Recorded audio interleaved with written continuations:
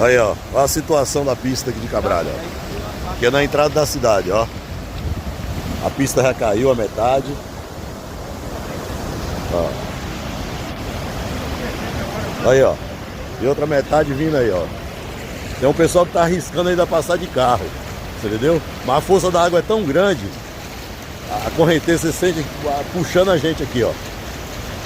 Isso é a cidade. Já caiu as duas pontes e ameaça cair a ponte principal da entrada da cidade.